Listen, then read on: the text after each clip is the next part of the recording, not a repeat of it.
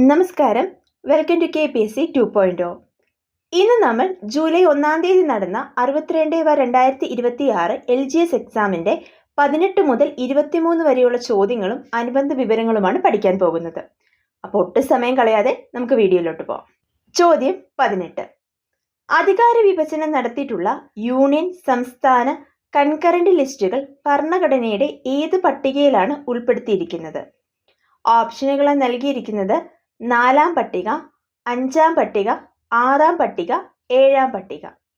ഇതിൽ ശരിയുത്തരം എന്ന് പറയുന്നത്, അതായത് യൂണിയൻ, സംസ്ഥാന, കൺകറന്റ് ലിസ്റ്റുകൾ ഉൾപ്പെടുത്തിയിരിക്കുന്നത് ഭരണഘടനയുടെ 7-ാം പട്ടികയിലാണ്. കേന്ദ്രവും സംസ്ഥാനങ്ങളും തമ്മിലുള്ള അധികാര വിഭജനമാണ് 7-ാം പട്ടികയിൽ പ്രതിപാദിക്കുന്നത്. Union list, state list, concurrent list എന്നിവ ഇതിൽ ഉൾപ്പെടുന്നു. ഇനി നമുക്ക് ബാക്കി ഓപ്ഷനുകൾ കൂടി പഠിച്ചാലോ. 4-ാം പട്ടിക എന്ന് പറയുന്നത് രാജ്യസഭാ സീറ്റുകളുടെ വിഭജനത്തെക്കുറിച്ചാണ് പറയുന്നത്. 5-ാം പട്ടിക ഷെഡ്യൂൾഡ് ഏരിയയുടെ ഭരണനിർവഹണത്തെക്കുറിച്ചാണ് പറയുന്നത്. 6-ാം പട്ടികയിൽ പറയുന്നത് ആസാം, മേഘാലയ, ത്രിപുര, മിസോറാം സംസ്ഥാനങ്ങളിലെ ഭരണനിർവഹണത്തെക്കുറിച്ചാണ്. അപ്പോൾ ഭരണഘടനയിലെ പട്ടികകൾ എന്ന ഭാഗത്തു നിന്നാണ് ഈ ഒരു ക്വസ്റ്റ്യൻ വന്നിരിക്കുന്നത്. അടുത്ത ചോദ്യം 19. കേരള നിയമസഭയുടെ സ്പീക്കർ ആരാണ്? കേരള നിയമസഭയുടെ ഇപ്പോഴത്തെ സ്പീക്കർ ആരാണെന്നാണ് ചോദ്യം. ശരിയായ ഉത്തരം നമുക്കറിയാം, തിരുവഞ്ചൂർ രാധാകൃഷ്ണനാണ് കേരള നിയമസഭയുടെ ഇപ്പോഴത്തെ സ്പീക്കർ. കേരള നിയമസഭയുടെ ഡെപ്യൂട്ടി സ്പീക്കറാണ് ഷാനിമോൾ ഉസ്മാൻ. ഇതൊരു കറണ്ട് അഫെയർ ഭാഗത്തു നിന്നുള്ള ചോദ്യമാണ്. അപ്പോൾ കേരള നിയമസഭയിൽ മന്ത്രിമാര്, വകുപ്പുകൾ എന്നിവ ഇനി വരുന്ന പരീക്ഷകളിൽ ഉറപ്പായും ചോദിക്കുന്ന ചോദ്യങ്ങളാണ്. അപ്പോൾ ആ കാര്യങ്ങൾ ഉറപ്പായും പഠിച്ചു വെച്ചിരിക്കുക. ഇതുമായി ബന്ധപ്പെട്ട ഒരു വീഡിയോ നമ്മുടെ ചാനലിൽ തന്നെ അപ്ലോഡ് ചെയ്തിട്ടുണ്ട്. അപ്പോൾ കൃത്യമായി ഇത് കണ്ടിട്ട് വേണം അടുത്ത പരീക്ഷയിൽ പോകാനായിട്ട്. അടുത്ത ചോദ്യം 20. ചുവടെ തന്നിരിക്കുന്ന പ്രസ്താവനകളിൽ ശരിയായവ ഏതൊക്കെയാണ്? പ്രസ്താവന രീതിയിലുള്ളൊരു ചോദ്യമാണിത്. ഇതിൽ ശരിയായ പ്രസ്താവനകൾ ഏതൊക്കെയാണെന്നാണ് നമുക്ക് തന്നിരിക്കുന്നത്. അപ്പോൾ നമുക്ക് കണ്ടെത്തേണ്ടത്. അപ്പോൾ നമുക്കിതിലെ പ്രസ്താവനകൾ ഏതൊക്കെയാണെന്ന് നോക്കാം. ഏഷ്യൻ ഭൂഖണ്ഡത്തിന്റെ തെക്ക് മധ്യഭാഗത്താണ് ഇന്ത്യ സ്ഥിതി ചെയ്യുന്നത്. ഇന്ത്യയുടെ വടക്കേ അറ്റത്തെ സംസ്ഥാനമാണ് ഹിമാചൽ പ്രദേശ്. ഇന്ത്യയുടെ കിഴക്കേ അറ്റത്തെ സംസ്ഥാനമാണ് ഗുജറാത്ത്. ഇത് വളരെ സിമ്പിളായൊരു ചോദ്യമാണ്. നമുക്ക് എല്ലാവർക്കും ഇതിന് ഉത്തരം എഴുതാൻ പറ്റുന്നൊരു ചോദ്യമായിരുന്നു. ഇതിൽ ശരിയായ ഓപ്ഷനുകൾ എന്ന് പറയുന്നത്, അല്ലെങ്കിൽ ശരിയായ പ്രസ്താവനകൾ എന്ന് പറയുന്നത് 1ഉം 2ഉമാണ്. മൂന്നാമത്തെ പ്രസ്താവന ഇന്ത്യയുടെ കിഴക്കേ അറ്റത്തെ സംസ്ഥാനമാണ് ഗുജറാത്ത് എന്നത് തെറ്റാണ്. ഇന്ത്യയുടെ കിഴക്കേ അറ്റത്തെ സംസ്ഥാനം നമുക്കറിയാം ഏതാണ്? അരുണാചൽ പ്രദേശാണ്.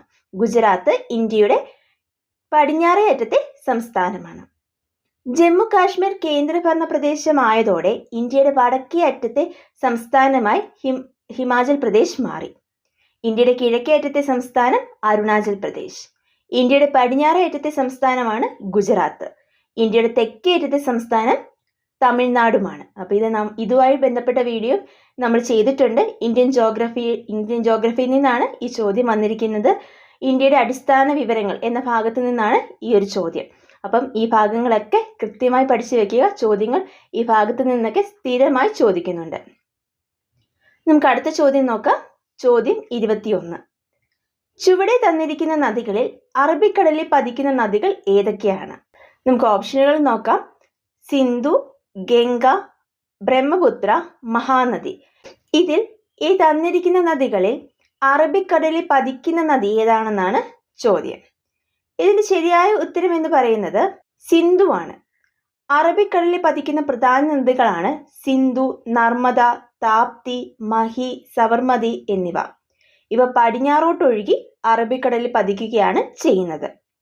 ഇനി നമുക്ക് ബംഗാൾ ഉൾക്കടലിൽ പതിക്കുന്ന നദികൾ, അതായത് കിഴക്കോട്ടൊഴുകി ബംഗാൾ ഉൾക്കടലിൽ പതിക്കുന്ന നദികൾ ഏതൊക്കെയാണെന്ന് നോക്കാം. ഗംഗ, ബ്രഹ്മപുത്ര, മഹാനദി, ഗോദാവരി, കൃഷ്ണ, കാവേരി എന്നിവയാണ് ബംഗാൾ ഉൾക്കടലിൽ പതിക്കുന്ന നദികൾ.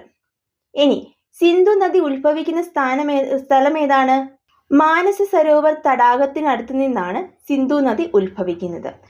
ഇന്ത്യയിൽ കിഴക്കോട്ടൊഴുകി ബംഗാൾ ഉൾക്കടലിൽ പതിക്കുന്ന നദികളും പടിഞ്ഞാറോട്ടൊഴുകി അറബിക്കടലിൽ പതിക്കുന്ന നദികളും നമ്മൾ പ്രത്യേകം പഠിച്ചു വെക്കണം. പ്രധാനപ്പെട്ട എല്ലാ നദികളും നമ്മൾ പഠിച്ചു വെക്കണം. ഈ ഭാഗത്ത് നിന്നും ചോദ്യം വരുന്നതാണ്. നമുക്ക് അടുത്ത ചോദ്യം നോക്കാം. ചോദ്യം 22. ഇന്ത്യയുടെ മാനക രേഖാംശം ഏതാണ്?